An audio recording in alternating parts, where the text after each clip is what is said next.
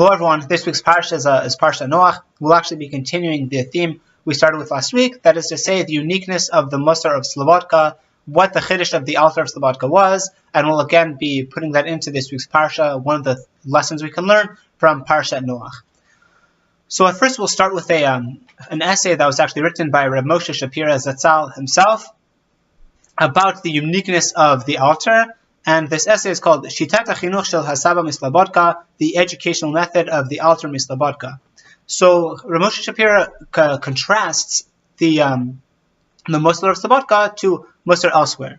So we'll be seeing what the Musar of Kelm was like, and whether this is not to bash other shitas, other methods. Kelm had a completely legitimate shita. The Alter himself was educated at Kelm, but we're here to see what made Slabodka different. So, says Reb Moshe, and he writes a whole paragraph about this. We'll only be saying one line because we think that's enough. So, Anshe Kelm, hishtadlu me'od shebnei Adam lo yarkishu yoter midai tov. So the people of Kelm made an effort that people shouldn't feel too good about themselves. Ki azosim kol minei shtuyot, because then they do a whole bunch of nonsense. That's not too hard to believe. When a person has an overinflated sense of their own self-importance, and they do a bunch of nonsense. That's because they think, I'm top of the world, I can do whatever I want, and therefore garbage ensues. So the shita of the Kelm is, don't think you're so important. That was Kelm. What made Slabodka different? What made the Alter's shita different?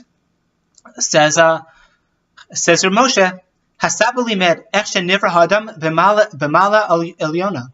The Alter taught how man was created in an elevated fashion.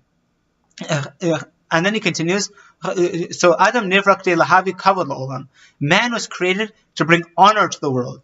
V'kavod ba'olam hu rak al yedei tzurat Adam. The honor in the world is only through the form of man. And of course we're talking about God's honor, right? So memele, misha kolet et hadavar hazeh v'yodea shu Adam v'yitzur ne'ela yoter. So a person who understands this matter and he knows that he's the most elevated creation, and kingship itself is dependent upon him, God's kingship, and from him, from man, God's glory will be revealed in this world. He can't denigrate his own honor and to reduce and humiliate himself. He needs to be an elevated person. Above all of these nonsensical game, and all these calculations that have no value. That was the shita of the Alter Mislabodka. And then he lays the conclusion. Hanachat hayasod hayta shekshe adam yodeh shu nechbad lo yorid et atzman lihitlachlech b'dvarim b'zuyim v'lit'asek b'dvarim chasrei erech. The foundation is that when man knows that he is honored, he will not reduce himself to get dirty with disgraceful things and to deal with things that have no value. That is the Musar of Slabodka. That is what made the Alter unique. He showed not that people are worth nothing, that people are worth so much, that people are so elevated that, what are you doing nonsense? It's beneath you to do nonsense. That was the Alter. And from there, let's see one of the ways that this comes out in the Alter's Torah. Again, we look at HaTzafun. We're looking at the chapter called Lo Yagurcha. Evil shall not sojourn with you. It's based on a pasuk in Tehillim chapter 5. Says the Alter. So, God is the source of all purity and perfection and goodness and all the good character traits. And there's no room within the ambit of his existence for anything other than that. And anything that strays from that is called evil, and it's found nowhere within God's presence. And to this, Hamelech David says in Tehillim, Ki lo el chafetz rasha ata, lo yargur chara. Because you are not a God who desires evil. Evil does not sojourn with you. Evil does not dwell with you. And since man was created to walk with to walk in the ways of God and to resemble God, as a result, he needs to attach himself to God's character traits, to be as kindly as he is, to pursue perfection, and if he does not reach that, then he's not within the ambit of God. Because that's called evil. And we just said, Lo yagor chara, evil does not sojourn with you. Fine. So the author continues, and he says, when we think about this, When we think of just how far the extent of God's goodness goes, then it really just blows our minds. Why is that? Because Chazal say in Pesachim, right, in the Gemara, they say, "L'olam al yoti adam davar megunim mipiv." A person should never say something vile from his mouth. Shari ikim hakatu shmone otiot b'Torah v'lo hoti davar megunim mipiv. Because the pasuk in the Torah went 8 letters out of its way in order not to say something vile out of its mouth. As it says, and here we're quoting our pasuk, it's in Parshat Noach, chapter 7, verse 2. This is the latter part of the pasuk. Shenemar mina behema asher inena tahora. It's tahora. From the animal which is not pure. Now, what's the chiddush here? Why is it saying that? Because ultimately, the first part of the pasuk talks about how the behema tahora, you should bring 7 of them, man and his wife, i.e. male and female, and the animal which is not pure, you should bring 2, man and wife, i.e. male and female. So on this, Pesachim says, wow, look at this pasuk. The pasuk could have said, any pure animals take 7, any impure animals take 2 of each. But the pasuk doesn't say that. Instead it says, from the animal which is not pure. It says, asher inena tahora. And this, the Torah goes out of its way and spends an extra 8 letters to say this. And that's amazing because we actually see this elsewhere in the Torah. That is to say, in Yagurcha, when we talk about the laws of kashrut, we say, so land animals need 2 signs to be kosher. They need to chew its cud, and they need to have split hooves. So what about those animals that have one and not the other? When the Torah actually talks about these animals, and it talks about them specifically, so what about the gamal, right? The camel. What does it say? Veta gamal kima ale geira. The gamal, the camel, it chews its cud. First, it talks about the positive before it gets the negative. What about the pig, which has a split hoof?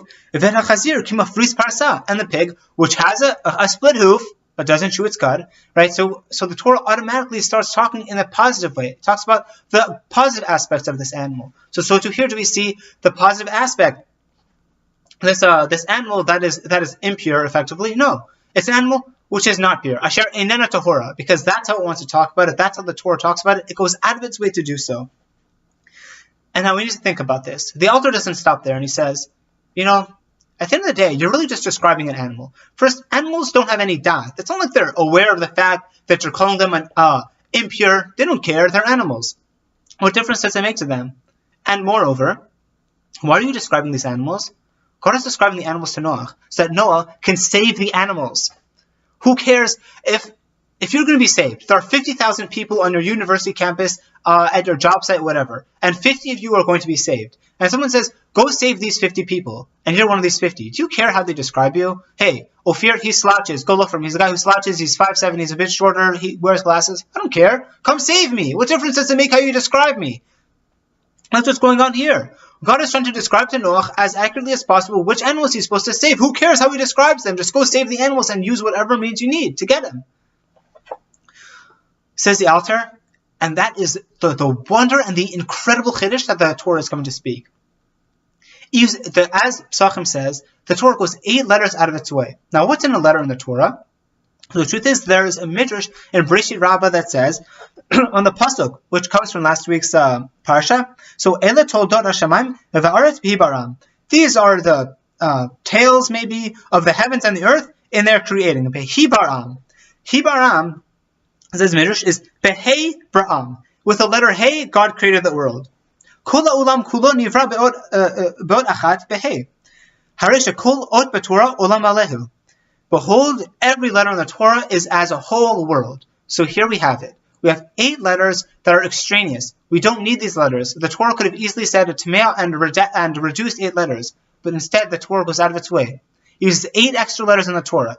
Every letter contains its own world, and we see that the Torah goes out of its way to do what? To show sensitivity to the animal. And in order to kind of live to speak in an elevated fashion. That, says the Alter, teaches an incredible chiddush. If the Torah goes out of its way to talk like that about animals, all the more so should we talk in an elevated fashion to our fellow human beings. That is an instance of elevated living. That is one of the chidushim that the Alter gave, and is the Musar of Slabodka, to live an elevated life. But it doesn't stop there. That's the main point. I just want to say one other incredible chiddush he gives from this, which is life-changing. So he says, look at the difference between how God speaks when He's giving tochacha, how the Torah speaks when it's giving tochacha, as opposed to when it's giving divrei nechama. So he says, within the same piece, Mekin Yirmiyah, the prophet Yirmiyah, Jeremiah, when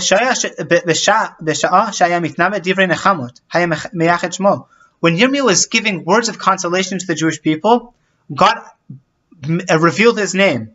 What do you mean? Shenemar, Ko Amar Hashem. So says Hashem. Zacharti lachesed neurayich avat klolotech. Right? I remember the love, the loving kindness of your bridal days. And the pasuk goes on about how God remembers us, Latova, these words of consolation. And here we see, how does the pasuk begin? Ko Amar Hashem, so says Hashem. But later on, with the same Navi, with Yirmiyah, when he's giving tochacha, what does it say? Divrei Yirmiyahu. These are the words of Yirmiyahu, because it's negative things. When a person gives tochacha, even though tochacha is extremely important, it's a mitzvah min Torah to give tochacha, to help people come back onto the right path. Even so, there's an element of tzar. When you give someone tochacha, when you give someone rebuke, it hurts them, it causes them pain. And therefore, God's name isn't found there. It's only Yirmiyah. So too with Moshe, v'ken Moshe. I'll call dibur v'dibur ksiv. Whenever, almost every parsha with Moshe begins, and whenever God needs something said to the Jewish people, how does it begin? V'yidaber Hashem. And God spoke. However, ukshebalu uchiach ktiv, when Moshe comes to give tochacha to the Jewish people, when Moshe is giving rebuke to the Jewish people at the beginning of Devarim, what does it say? The first pasuk, Ela hadvarim asher diber Moshe. These are the words that Moshe spoke. Comes to rebuke, Moshe speaks. When it comes to other things, God speaks. That is amazing. It's a chiddush. Shabbat shalom, and we'll see you next week.